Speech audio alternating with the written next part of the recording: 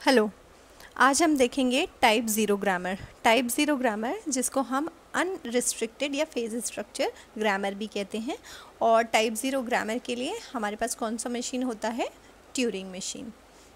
Type zero grammar पे work करने के लिए हम ट्यूरिंग मशीन का इस्तेमाल करते हैं। तो type zero grammar phase structure grammar कहलाता है। और जैसे हमने ग्रामर की डेफिनेशन देखा था लास्ट लेक्चर में, ग्रामर हमारा पोर्टेबल है, NTPS। चारों ग्रामर हमारी इसी फॉर्म की होंगी, बस डिफरेंस क्या होगा? डिफरेंस होगा पी का। प्रोडक्शन रूल सब ग्रामर में डिफरेंट होंगे। तो हम देखते हैं टाइप ज़ीरो ग्रामर में हमारे पास क्या प्रोडक्शन, किस फॉर्म के प्रोडक्शन रूल रहते हैं? U goes to V।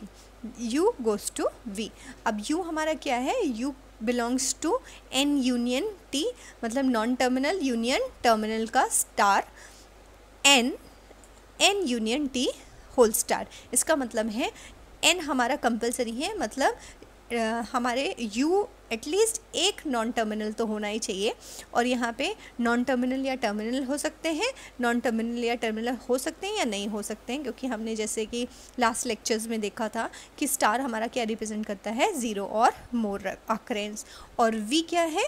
V यहाँ पे N union T whole star है, मतलब V की जगह हम एम्प्टी स्ट्रिंग भी रख सकते हैं, बिकॉज ज़ीरो और more occurrence of N union T, non terminal union terminal.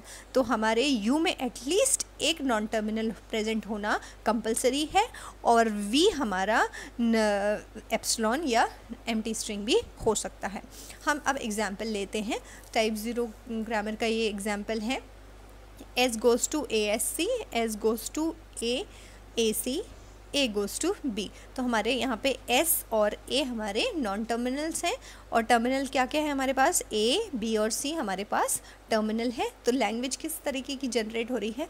देखिए, जब भी एक A जनरेट होगा तब एक C भी जनरेट होगा। जब भी हम कोई भी प्रोडक्शन रूल अप्लाई करेंगे S के लिए, तो जब भी एक A जनरेट होगा तो उसके कॉरेस्पॉन्डिंग C जनरेट होगा ही। तो number of A will be equal to number of B, इसलिए A to the power N, B to the power N। और आप देख सकते हैं यहाँ पे हमारे एम्प्टी स्ट्रिंग जनरेट नहीं हो रही है, क्योंकि हमारा कोई भी एप्सिलॉन प्रोडक्शन नहीं है, मतलब हमें नल प्रोडक्शन नहीं है। तो ये हमारी यहाँ पे कोई एम्प्टी स्ट्रिंग जनरेट नहीं होगी।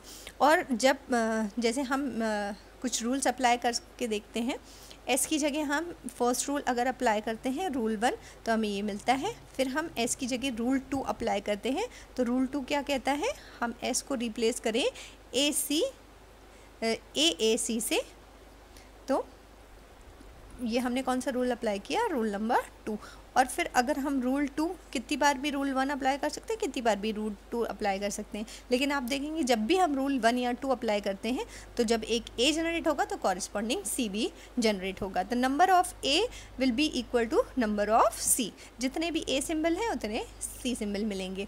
और जब हम रूल 3 अप्लाई करेंगे, तब हम रूल 3 में A की जगह हम क्या लिख सकते हैं? A की जगह हम B रख सकते हैं, BCC। ये हमने रूल 3 अप्लाई किया। तो हमको टर्मिनल तक पहुंचने के लिए, हमें कोई स्ट्रिंग तक पहुंचने के लिए एटलीस्ट एक B तो जनरेट करना ही पड़ेगा। इसलिए हमारा लैंग्वेज कैसी है? A to the power N beat C to the power N, और N is greater than equals to 1। अगर यहाँ एम्प्टी स्ट्रिंग जनरेट हो रहा होता तो N इज़ और यहाँ हमारा A और C का कोई अकरेंस नहीं होता और एम्प्टी स्ट्रिंग होता, तो फिर हम यहाँ पे N is greater than equals to 0 लिख सकते थे। Thank you.